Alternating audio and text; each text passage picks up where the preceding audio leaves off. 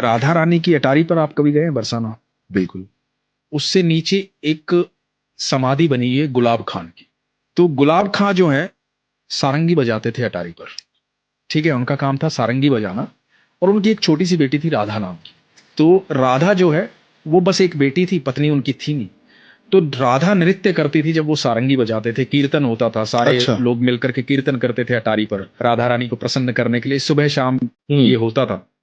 और यही उनकी दिनचर्या थी और यही जीवन यापन का साधन भी था। तो वहीं से उनको भोजन प्राप्त होता था, जो प्रसाद में मिलता था वही ग्रहण करते थे बेटी और बाप जो है।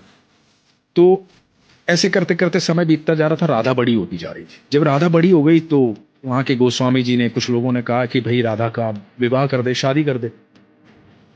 तो गुलाब खान ने कहा कि मैं कौन होता हूँ शादी करने वाला, और मेरी तो इतनी औकात भी नहीं है, हैसियत भी नहीं है, जो होगा राधा रानी देखेंगे। तो लोगों ने कहा भाई सारा खर्चा हम करेंगे, सारी व्यवस्थाएं हम करेंगे, तो चिंता मत कर, राधा रानी का ही तो दिया हुआ है सब।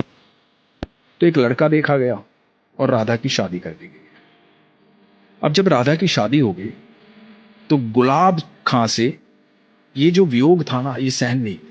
अब जो बेटी सुबह शाम उसके साथ रहती थी, सारंगी बजाता था, नृत्य करती थी, हर समय बाबा बाबा बाबा बाबा, वो सुन नहीं पा रहा था, वो बाबा बाबा रोता रहता था उसकी याद में। लोगों ने बहुत समझाया कि बेटी पराया धन होती है। उसका विवाह हो गया, वो चली गई, सारंगी बजाना छोड़ दिया, सारा दिन राधा राधा करता रहता था। एक दिन हुआ क्या कि गुलाब खां दिखाई नहीं दिया किसी, खूब तलाश किया, गुलाब खां कहीं नहीं मिला। तो लोगों को लगा कि बेटी के वियोग में आ गया था, दुखी हो गया था, हो सकता है बैकुंठ धाम चला गया हो, उम्र भी हो गई थी उसकी। तो लोगों ने एक समाधि बनवा दी गुलाब खां की याद में बरसाना में। एक दिन गोस्वामी जी अटारी से नीचे आ रहे थे, महल से नीचे आ रहे थे, राधा रानी के महल से। तो गोस्वामी जी को आवाज सुनाई दी पीछे से कि गोस्वामी जी राधे राधे। पीछे मुड़ के देखा तो गुलाब खां खड़ा हुआ था। बोला कहाँ थे तुम, इतने दिन से दिखाई नहीं दिए, हमने तो कभी अटारी पर देखा नहीं तुझे।